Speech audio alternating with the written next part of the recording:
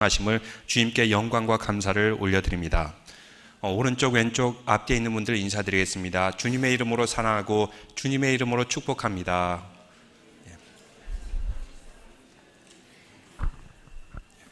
5월을 맞이하였습니다. 5월은 가정의 달, 주님의 사랑이 넘치는 가정, 주님의 은혜가 넘치는 가정이 되시기를 주님의 이름으로 축원합니다. 사무엘상 8장에 보면 이런 말씀이 기록되어 있습니다. 사무엘이 늙음에 그의 아들들을 사사로 지도자로 삼았다. 장자의 이름은 요엘이요 차자의 이름은 아비야라. 브엘세바에서 사사가 되니라.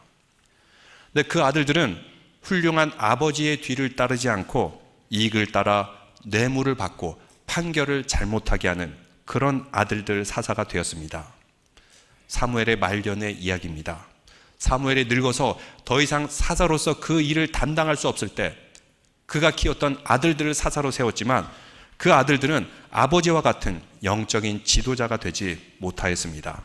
뇌물을 받기도 하고 판결을 잘못 내리기도 하고, 그래서 이스라엘 백성들이 이 점을 문제 삼아서 사무엘은 두 아들 대신 왕을 세우게 되었던 것입니다. 사무엘은 왕을 들었다 놓았다 할 수 있는 그런 영적인 지도자였습니다. 그리고 그가 한 말은 하나도 땅에 떨어지지 않았다는 훌륭한 사사였습니다. 그런데 그도 자녀의 신앙 양육만큼은 제대로 하지 못하였습니다. 그렇기 때문에 말년에 하나님 앞에서 사람들 앞에서 부끄러움을 당해야만 했습니다. 오늘날 많은 그리스도인들도 이렇게 사무엘과 같은 약점을 가지고 있습니다. 자녀의 신앙 양육, 이것을 제대로 한다는 것은 결코 쉬운 일이 아니고 누구도 자신할 수 없습니다. 여러분은 어떻습니까? 여러분의 자녀들을 신앙 안에서 잘 양육하고 있습니까? 5월 가정의 달을 맞이하여 오늘 말씀을 읽으며 우리의 자녀들이 하나님 앞에서 자랑스러운 자녀들이 되기를 주님의 이름으로 축원합니다. 오늘은 어린이 주일입니다. 오늘 어린이 주일 아이들에게 선물을 주는데 이렇게 작은 집을 선물로 주게 됩니다. 여기에 특별한 의미를 담았는데 5월달 우리가 가정을 생각하면서 우리 아이들과 부모들이 주님 안에서 아름다운 가정, 그리고 하나님의 말씀을 지키는 복된 가정이 되도록 하는 그런 소망을 담아서 아이들에게 집을 선물로 주게 됩니다. 그런데 자녀 교육 이전에 우리가 생각해야 될 것이 있습니다. 자녀들이 가장 영향을 받는 것이 누구일까요? 그것은 아버지와 어머니입니다. 그래서 오늘 말씀에도 읽어보면 먼저 부부 관계를 설명하고 그 다음에 자녀 양육에 대해서 말씀하고 있습니다. 옛날 이야기지만 유머지만 이런 이야기가 있습니다. 젊은 두 남녀가 추운 날 데이트를 합니다. 그때 여자가 이런 얘기를 남자친구에게 합니다. 자기야, 나 추워. 그러면 그 명문대 S대생은 뭐라고 대답합니까? 나도 추워. 이렇게 얘기한다고 합니다. 그럼 카이스트 학생들은 뭐라고 대답할까요? 딴 생각하니까 그렇지. 공부나 열심히 해. 이렇게 한다고 합니다. 한의대로 유명한 경희대는 뭐라고 할까요? 속이 냉해서 그러니까 보약 좀 먹어라. 이렇게 대답했다 그럽니다. 어떤 학생은 자기야, 나 추워 하니까 이렇게 대답했다고 합니다. 나는 그럴 줄 알고 내복을 입고 왔지. 모두가 맞는 말입니다. 그런데 무엇이 없을까요? 둘 사이에 사랑이 없었던 것입니다. 사랑하는 모습, 행복한 가정을 이루기 위해서 먼저 해야 될 것이 있는데 남편과 아내, 남자가 여자가 먼저 사랑을 해야 됩니다. 부부에 대해서 말씀하고 있는데 먼저 18절 말씀해 보니까 아내들아 남편에게 복종하라. 근데 이 복종이란 말이 그냥 무조건적인 복종이 아니라 어디서요? 주 안에서. 19절 말씀에 남편들아 아내를 사랑하며 괴롭게 하지 말라. 이것도 주 안에서. 또 자녀들아 모든 일에 부모에게 순종하라. 이는 주 안에서 기쁘게 하는 것이니라. 모든 것에 전제가 있는데 주님 안에서 사랑하고 존중하라 라는 그런 의미로 해석할 수가 있는 것입니다. 우리의 가정들은 주님 안에서 세워져야지 가장 아름다운 가정이 될 줄로 믿습니다. 주님 안에서 세워져야지 참된 사랑을 나눌 수 있는 관계를 이룰 수가 있습니다. 그래서 부부 관계가 먼저 주님 안에서 바르게 이루어지게 되면 우리 자녀들은 이것을 보고 배우게 되는 것입니다. 이런 남편을 주신 것 감사합니다. 이러한 아내를 주신 것 감사합니다. 이렇게 주님 안에서 세워지려면 서로에 대한 감사와 존중과 인정이 있어야 됩니다. 이럴 때 주 안에서 바른 관계가 세워지게 됩니다. 유진 오켈이라는 사람이 인생이 내게 준 선물, 영어로는 Chasing Daylight, Chasing Daylight. 여기에 대해 이 책을 썼는데 그는 이 책을 쓰다가 다 쓰지 못하고 죽게 되었습니다. 그래서 그의 아내가 나머지 책의 부분을 완성하게 되었어요. 유진 오켈리라는 사람은 20대 초반에 회계법인에 입사하게 되었습니다. 그의 탁월한 능력으로 2002년도에 최고 경영자가 되었어요. 2년 동안 일정이 꽉 잡힐 만큼 매우 바쁘게 살았습니다. 그리고 매년 24만 킬로를 여행할 정도로 출장도 많이 다녔습니다. 근데 그가 2005년 5월에 말기 뇌암 판정을 선고받게 되었던 것입니다. 최고 경영자가 된 지 불과 3년 만에 53세의 나이에 3개월밖에 시간이 남지 않았다 의사로부터 선고를 받은 것입니다. 이제 남은 90일 동안 무엇을 할까? 이제 인생이 90일밖에 남지 않았다고 생각하니까 그의 인생을 다르게 생각하기 시작했습니다. 성공을 위해서 쌓았던 모든 자리 내려놓게 됩니다. 자신이 회사를 위해서 품었던 위대한 꿈 다 내려놓게 됩니다. 이런 모든 것을 다 포기하고 어떻게 살 것인가? 결국 가장 곁에 남은 아내 그리고 자녀들과 소중한 시간을 보내기로 결심하게 됩니다. 얼마나 아내와 함께 있는 시간이 소중한 시간인가? 우리 자녀와 한 가정을 이룬다는 것이 얼마나 귀한 시간인가 깨닫게 됩니다. 어느 날 가족과 함께 야외에 식사하러 가게 되는데 야외에 나가서 소풍을 가는데 비가 마침 많이 쏟아지게 됩니다. 비가 쏟아져서 그 모든 일정이 취소가 된 것입니다. 그런데도 그는 그 비를 바라보면서 자연이 준 아름다움을 깨닫게 되고 감사하게 되고 바로 이것이 나에게 준 아름다운 선물이구나. 모든 것을 긍정적으로 바라보았다는 것입니다. 하루하루를 소중히 여기기 시작했고 매 순간순간이 정말 아름다운 순간임을 깨닫게 되고 그리고 남은 90일의 시간을 다 보냈다는 것입니다. 가정의 행복은 무엇입니까? 나에게 주신 아내와 남편과 자녀들 이렇게 함께 있는 시간이 가장 소중하다고 생각하고 가장 아름답다고 생각할 때 우리의 가정은 주님 안에서 아름다운 천국의 가정으로 변화될 줄로 믿습니다. 모든 것을 감사하십시오. 그리고 모든 것을 사랑하십시오. 그리고 이 순간이 항상 지속될 수 없다는 것을 알게 될 때, 종말의 신앙을 갖게 될 때 우리는 더욱더 남편과 아내와 자녀들을 사랑할 줄로 믿습니다. 근데 왜 가족에 불행이 생길까요? 서로를 원망하기 때문입니다. 서로의 안 좋은 점만 계속해서 들여다보기 때문입니다. 왜 우리 부모는 이 모양인가?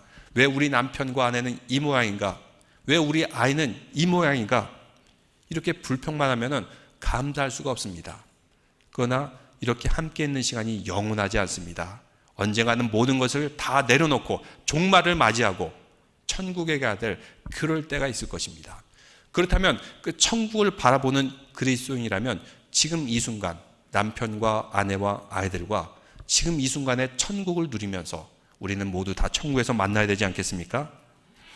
이렇게 아름다운 가정을 이루기 위해서 오늘 말씀처럼 복종하라, 괴롭게 하지 말라, 사랑하라 이렇게 말씀하고 있는데 이것은 서로 존중하라는 것입니다. 함부로 대하지 말라는 것입니다. 고사성어 중에 상경여빈이라는 그런 말이 있습니다. 상경여빈. 이것은 뭐냐면 부부간에 서로 존중하라는 그런 의미입니다. 이 고사성어의 유래가 있습니다. 중국 춘추시대 진나라에 서신이라는 한 신하가 살고 있었습니다. 근데 하루는 노나라에 이렇게 사신으로 파견되어 갔다 오는 중에 어떤 농부를 만나게 되는데 그 농부가 잠시 쉬는 가운데 아내가 새참을 가지고 옵니다. 남편에게 두 손으로 공손하게 그 새참을 주는데 그 남편이 이것을 받아들면서 그 아내를 향해서 아주 공손하게 받아들이라는 것입니다. 당시만 해도 남존여비 그런 사상이 있었기 때문에 여성을 비하는데 이상하게 그 농부는 자신의 아내가 주는 그 새참을 존댓말을 쓰면서 매우 공손히 받더라는 것입니다. 그는 그 장면을 보고 그 농부에게 이렇게 물었습니다. 당신은 이렇게 아내를 존중하게 왜 이렇게 존중하게 아내를 대합니까? 그랬더니 극결이한 사람이 보시다시피 저는 농사를 지으며 살아가는 사람이지만 저희 아내에 대해서 극진하고 공손한 태도로 대하고 있습니다 라는 그의 삶의 자세를 얘기해 줬습니다. 그래서 이 서신이라는 사람은 극결이라는 그 농부를 데리고 와서 진나라에 돌아왔습니다. 그리고 왕에게 말했습니다. 바로 이 사람이 재상이 돼야 됩니다. 바로 이런 겸손한 사람이 재상이 돼야지 나라를 바로 다스릴 수 있습니다 라고 하면서 추천했다는 그런 이야기가 있습니다. 부부간에 존중하는 것은 옛날이나 지금이나 그리고 나이가 들으나 젊으나 이것을 막론하고 동서고금의 진리입니다. 서로를 존중하는 부부, 서로를 존중하는 가정이 될 때 우리 공동체도 더욱더 아름다워지고 존중하고 또 이 세상의 모든 안 좋은 일들 이것도 미리 예방할 수가 있는 것입니다. 그래서 가족들 간에는 항상 서로 존중하기를 바랍니다. 근데 어느 것 하나 쉬운 것이 없습니다. 아내가 남편에게 복종한다. 그리고 남편도 아내를 정말 사랑한다. 어느 것 하나 쉬운 것이 없는 이유는 여기에는 헌신이 필요하기 때문입니다. 모든 것에 관계의 기본이 있는데 그 관계가 되려면은 서로의 짐을 지게 될 때 그 관계는 아름답게 지속될 수가 있습니다. 근데 그 관계에 있어서 짐을 지기 싫어해요. 회사에 있어서나 또 가정에 있어서나 공동체에 있어서나 누군가의 짐이 있는데 이거를 지기를 싫어해요. 그러면은 결국 그 공동체와 가정은 어려움이 생기기 마련입니다. 그 헌신과 짐이 무엇일까요? 우리 믿는 사람에게는 십자가의 그리스도의 사랑입니다. 십자가의 사랑. 예수님께서 우리의 죄를 대신하여 십자가의 짐을 지셨지 않습니까? 우리의 죄의 짐입니다. 우리의 사망의 짐을 예수 그리스도께서 대신 져주셨습니다. 우리 가정에서도 그렇습니다. 남편과 아내 서로의 짐이 있을 것입니다. 이것을 우리가 지고 걸어나갈 때 주님의 십자가의 길을 따를 때 비로소 우리는 헌신할 수 있고 존중할 수 있고 아름다운 관계를 만들어낼 수가 있는 것입니다. 이렇게 부모 간에 남편과 아내 간에 좋은 관계가 되었을 때 또 자녀 교육의 21절에 말씀하고 있는데 같이 읽어보겠습니다. 아비들아 너희 자녀를 노엽게 하지 말지니 낙심할까 함이라. 노엽게 하지 말라. 영어로는 exasperate라는 단어를 사용하기도 하는데 화나게 한다는 것입니다. 이 화나게 한다는 것은 그 부모가 자신의 마음과 감정을 다스리지 못해서 그 분노, 그 감정이 자녀에게 안 좋은 영향을 주는 것입니다. 그래서 먼저 부모가 자신의 감정을 잘 다스려야 됩니다. 그리고 또한 분노하게 노엽게 한다는 것은 원어적인 의미로 뭐라면 한 번이 아니라 지속적으로 한다는 뜻이 있습니다. 우리는 살아가면서 완벽하지 않기 때문에 부모와 간에도 남편과 아내 간에도 또 자녀 간에도 뭔가 이렇게 상처를 줄 수가 있어요. 상처를 주지 않고는 살 수가 없습니다. 그런데 그 상처를 주는 것이 계속해서 지속될 때 그 아이에게 안 좋은 영향이 쌓여서 결국은 그 아이로 하여금 인생을 바르게 살아나가지 못하게 한다는 것입니다. 그래서 노엽게 하지 말라. 물론 우리가 완벽하지 못합니다. 그런데 이것이 지속돼서는 안 되는 것입니다. 아이들의 마음이 다치게 됩니다. 결국 하나님을 향한 마음도 다치게 되는 것입니다. 신앙에도 방해가 되기 때문입니다. 최근 설문조사에 이렇게 조사되었습니다. 1774명의 부모에게 조사했는데 자녀 양육에서 가장 어려운 점이 무엇일까요? 우리가 자녀 양육하면서 가장 어려운 것이 무엇입니까? 1위 68%의 사람들이 감정 조절이라고 합니다. 자녀에게 안 좋은 감정이 전달이 돼요. 안 좋은 감정을 풀어내는 것입니다. 68%나 된다고 합니다. 또 그러므로 해서 가장 걱정되는 것이 무엇입니까? 자녀의 성격, 성품에 영향을 주는 것이 가장 걱정된다라고 이렇게 설문조사가 나왔습니다. 그럼 아이들에게 물었습니다. 청소년들에게 물었는데 가장 좋은 엄마 아빠가 어떤 엄마 아빠인가? 그래서 1위는 감정을 잘 조절하는 엄마 아빠, 그리고 자신들과 잘 놀아주는 엄마 아빠, 이렇게 조사가 나왔다는 것입니다. 자녀 양육에 실패하는 가장 큰 원인, 그것은 마음, 감정을 잘 조절하지 못하기 때문입니다. 왜 감정을 조절하지 못할까요? 너무 가깝기 때문입니다. 허물이 없다고 생각하기 때문에 속에 있는 감정, 안 좋은 것까지도 그냥 막 드러내게 되는 것입니다. 그래서 실제로 엄마는 아주 유능한 선생님이라 할지라도 자녀 교육에는 실패하는 것을 많이 보게 됩니다. 어머니는 유명한 피아니스트입니다. 근데 막상 자기 자녀는 피아노를 잘 못 가르쳐요. 왜 그럴까요? 내 자식이기 때문에 마음이 조급해집니다. 감정이 쉽게 튀어나와요. 욕심이 앞섭니다. 그렇게 화를 내도 되지 않은데 자녀이기 때문에 더 화내고 더 조급하다가 오히려 그 자녀를 망치는 경우가 있습니다. 그래서 부모들은 자녀를 양육할 때 감정을 잘 조절해야 됩니다. 감정 코치라는 그런 교육법을 개발한 존 가트맨 박사가 있습니다. 제가 그 책을 여러 번 읽으면서 참 많은 영감을 받았습니다. 이렇게 자녀를 교육해야겠구나.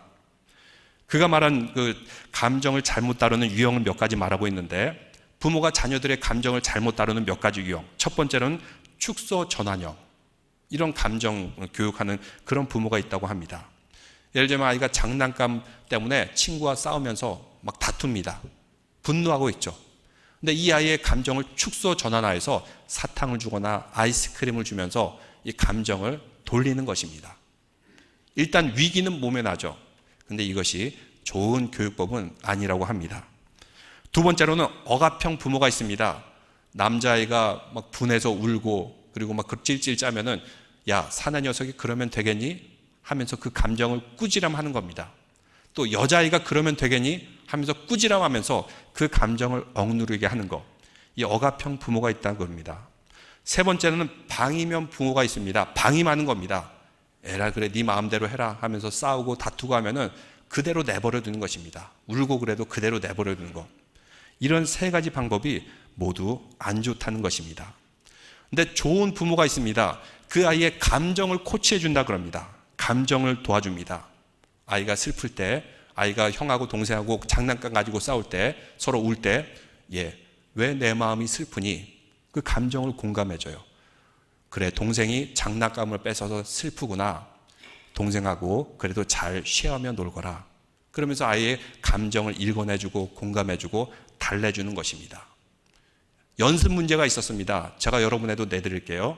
미국적인 상황인데 엄마가 이제 출근을 해요. 아이가 엄마가 간다고 아쉬워가지고 발을 붙들고 막 이렇게 엄마 가지마 하면서 막 엉엉 울면서 놓아주지 않아요. 그럼 감성 코치 이론대로 하면 어떻게 해야 되죠? 꿇어 앉아서 아이와 눈높이를 맞추고 얘야 슬프지? 엄마가 가니까 내가 슬플 거야. 근데 엄마는 다시 갔다가 집에 돌아올 거야. 그동안에 너도 엄마를 기다리면서 여기 잘 있을 수 있니? 장난감 가지고 놀고 또 공부도 하면서 잘 기다릴 수 있니? 라고 하는 게 감성 코치의 정답일 줄 알았는데 답은 그게 아니에요. 그냥 놔두고 빨리 출근하거라. 왜냐? 감성 코치를 하기 위해서는 시간이 많이 걸리는데 출근 시간이 가까우기 때문에 적당히 감성 코치 하는 척 하다가 가면은 안 하니만 못하다. 그러니까 아이들 놔두고 출근해버려라. 이렇게 답이 나오더라고요. 결론은 무엇입니까? 그럴듯한 이론이 있어도 정답은 없다는 것입니다. 성령의 은혜와 믿음과 사랑이 있지 않으면 이런 모든 세상적인 이론들은 다 소용이 없다는 것입니다. 근데 중요한 것은 중요한 통찰력을 줬는데 그냥 감정을 억압해서도 안 되고 감정을 돌려서도 안 되고 그 감정을 스스로 알 수 있도록 도와주는 것이 부모의 역할이다 라는 것이 그 이론인 것 같습니다. 여러분 제가 주보에 이렇게 글을 썼는데 말씀과 나눔 여기 한번 보세요. 여러분 매주 읽습니까? 제가 이거 쓰느라고 얼마나 이렇게 고생하는데 여러분들 이번엔 가정의 달입니다. 올해는 가정의 달인데 여러분이 글자가 작아서 안 보이시는 분들은 돋보기를 나중에 자세히 보시고 근데 라스트 패러그래프에 이렇게 제가 썼습니다. 여러분 따라 읽어보세요. I wish my father, mother knew that. 우리 아이들에게 질문해 보시기 바랍니다. 우리 엄마 아빠가 이런 것을 알아주었으면. 사실 아이들이 말을 못하는 게 있어요. 표현하고 싶지만 안 하는 게 있어요. 그렇지만 이런 질문을 가지고 여러분의 아이들이 이런 것은 알아주면 좋겠다라고 하면서 아이들과 대화 나누시기 바랍니다. 다음에 또 읽겠습니다. 따라해 보세요. I wish my husband, wife knew that. 나의 남편, 나의 아내가 이런 것은 알아주었으면. 아무리 부부가 이렇게 잘 살고 있어도 서로 바쁘기 때문에 속마음과 감정을 얘기 안 할 때가 있어요. 예를 들면 아내 입장에서는 남편이 양말을 아무데나 팽개치는 거 이것 때문에 굉장히 바더링 될 수 있고 또 남편 입장에서는 좀 이런 음식 좀 해줬으면 좋겠는데 말 안 하고 있는 것들이 있을 거예요. 이런 얘기를 해주시고, 또 이제 마지막으로 I wish my children knew that. 우리 아이들도 우리가 부모로서 이런 것을 알아주었으면. 여러분 아이들도 모르는 게 있지 않습니까? 여러분 자녀들, 다 큰 여러분 자녀들도 이런 것은 좀 알아줬으면 하는 이런 얘기를 가지고 한번 대화를 나눠보시는 5월이 됐으면 좋겠습니다. 제가 이걸 영감을 받은 것은 예전에 어느 신문에서 읽었는데, 선생님이 아이들에게 I wish my teacher knew that. 우리 선생님이 이런 것을 알아주었으면 하고 아이들에게 쭉 설문을 돌렸더니 어떤 아이는 숙제를 못하는 거예요. 그 이유가 엄마가 너무 바빠서 도와주질 못해요. 또 어떤 아이는 I wish my teacher knew that. 나 연필이 없어서 아무것도 못합니다. 그래? 그래서 그 아이에게 연필을 주었다는 얘기가 있습니다. 우리 가정과 가족 간에도 마찬가지입니다. I wish my parent knew that. 좀 알아줬으면 좋겠는데 대화할 기회가 없고 차마 말을 꺼내고자 하니 좀 미안한 거예요.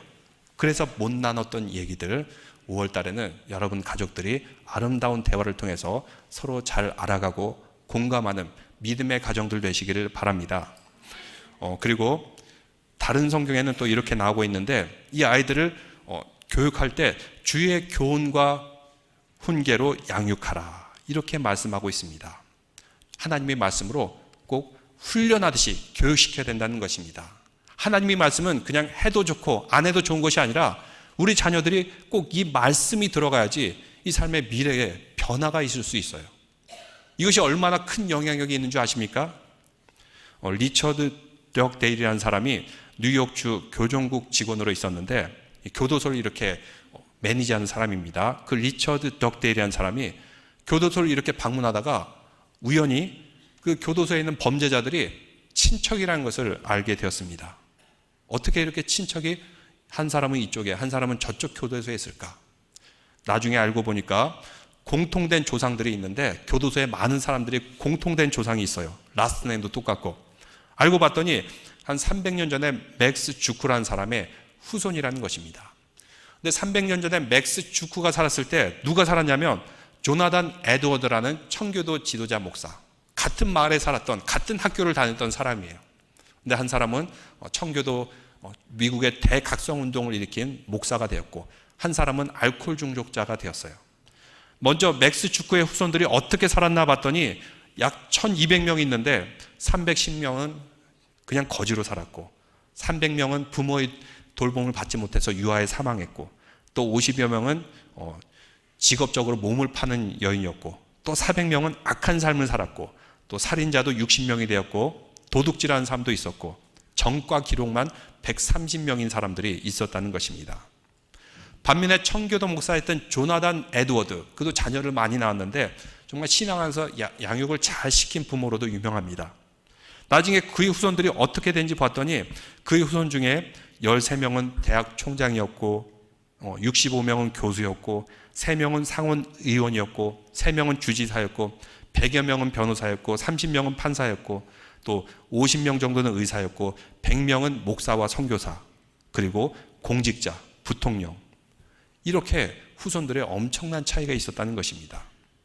어떻게 보면 극단적인 차이지만 그들이 대를 이어서 신앙으로, 말씀으로 양육했을 때 300년 후에 엄청난 영향력을 미치는 가문이 되었다는 것입니다. 한 사람은 부정적으로, 한 사람은 매우 긍정적으로.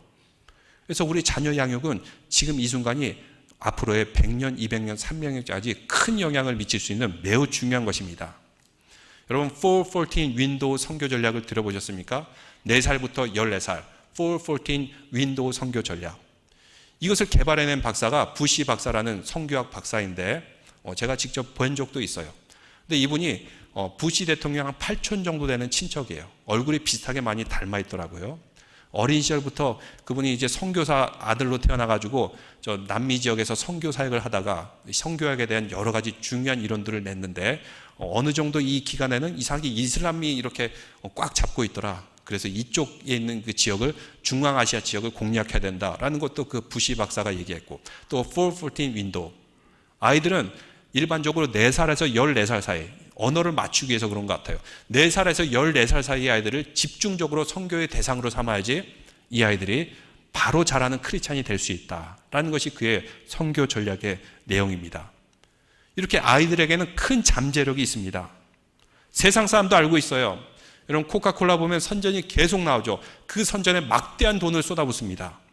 그래서 왜 이렇게 막대한 돈을 쏟아부으며 코카콜라 선전합니까? 모든 사람들이 코카콜라 아는데 왜 또 선전합니까? 라고 물었더니 이렇게 대답했다고 합니다.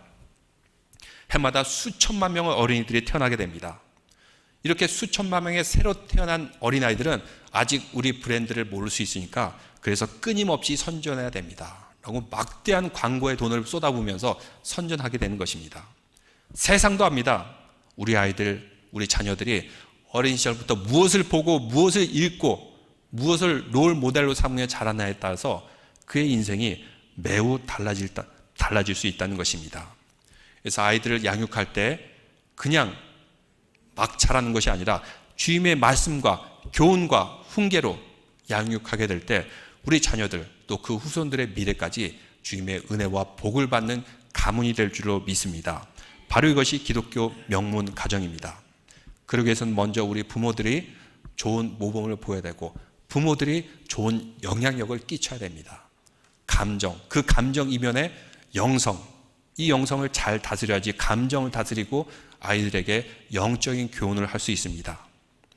여러분 신정환이라는 가수 압니까?